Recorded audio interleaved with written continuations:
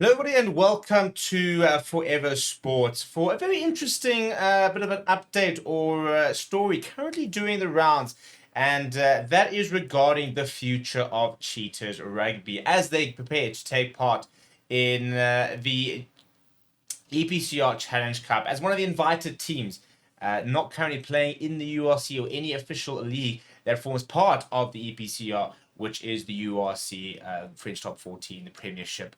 However, are part of the invited teams as well as team from Georgia, for example. There are a couple of what is allowed the Cheetahs to be allowed into the competition. Now, as usual, when the Cheetahs sort of get to the situation and get to this part of the season, the struggles of the Cheetahs Union are laid bare, and those struggles are very simple: not playing rugby, and that is regards to throughout the year in terms of the Currie Cup schedule, the lack of international competition, and the fact that they don't play rugby consistently enough and are therefore never going to be competitive in, for example, the Challenge Cup, where they need to be playing, week in, week out, and getting players and retaining players who are playing top level rugby and can, for example, get themselves into Springbok selection and the likes.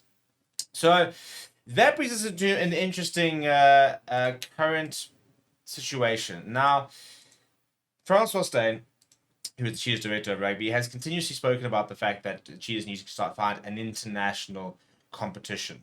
And one of the things that they looked at or speaking about is the idea of potentially playing in Super Rugby.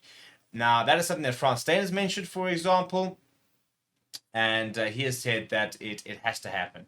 He said the following in a press conference about the future for the Cheetahs and said that it lies in the Southern Hemisphere, saying, "The French didn't want us in the Challenge Cup." He said, "I can also see how seriously the French take the European competition. I think South African teams being in European Cups definitely hurt the competition from some individuals' point of view." He says, "Do you want to know if I think South African teams would be in Super Rugby or the Northern Hemisphere? The Free State would love to be part of Super Rugby, or they should give us a permanent competition in the Northern Hemisphere. But playing 4 games away from home and then struggling to find game time for the rest of the season is difficult for us." He says, "I think the Cheetahs wouldn't mind playing in Super Rugby. We want to play an attacking brand of rugby. In Europe, you need a big pack of forwards." Um, so he's very open about the opportunity to go to Super Rugby. Now, that will be very interesting in terms of the Super Rugby not having a South African team. Big talk about the letdown that they had and how that's taken away from Super Rugby to a certain degree. The problem also becomes now is that if Super Rugby or the Cheetahs were to go to Super Rugby, it creates a very difficult travel situation because the reality is they're not going to travel from Australia, Fiji, the likes of Samoa, New Zealand to South Africa for a one-off game. When they threw in the Jaguars, for example, to Super Rugby, it's completely messed up with a lot of travel. Now, SA Rugby CEO Rian Oberholzer has said that there's no chance, basically, potentially at this stage, for the Cheetahs to go back to Super Rugby. And basically said that the only chance that it would have of being in Super Rugby is if they were based in Australia, which unfortunately is just not financially viable. It's not going to be financially viable for any time soon. However, there's a very interesting alternative that's popped up, and that is a post or rumor that Japan is officially about to allow overseas clubs to become part of the Japanese club system, which means that in theory, long term, you could have international clubs being part of Japan's League Ones. Now, that could potentially provide an alternative to the Cheetahs in terms of another competition they could play in. Interestingly, with that, for example, the timing can work from they'd have to leave the Challenge Cup, but for example, they would be play in the Japan League One in sort of January, February, March, and it pretty much wraps up at kind of April, May. So it's a little bit more aligned with regards to what we see in our URC. For example, they'll have the Currie Cup kind of as a pre-season, for example. They'll then have that time, sort of October, November off, and then go into sort of Japan League One.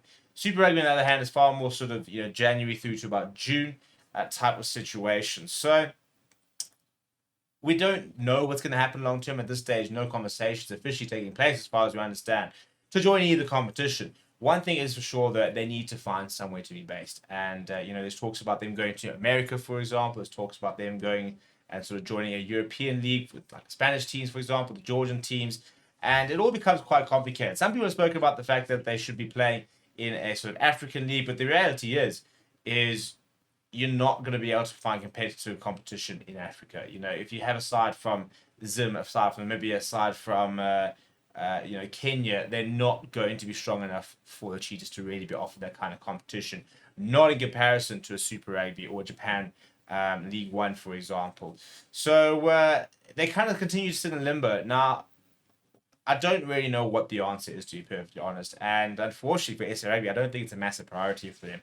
You know, their priority right now is to sort out this kind of equity deal that's coming up to ensure that their main sort of 4 franchises are currently operating at in financially viable and operating for a profit, and making sure the Springboks win. So unfortunately, you kind of get the feeling that the Chiefs will continue to kind of be the forgotten cousin in the corner that kind of sort of sits in limbo, and it's not ideal because it's a great union that's currently just falling apart. Because as a player, you know, why would you play for the Cheetahs if you believe you're good enough? Because at the end of the day, you're only going to get sort of 4 to 5 Champions Cup or Challenge Cup games a season to really show what you're about. Because no one really, because right now, considering the Currie Cup, it would be a similar standard.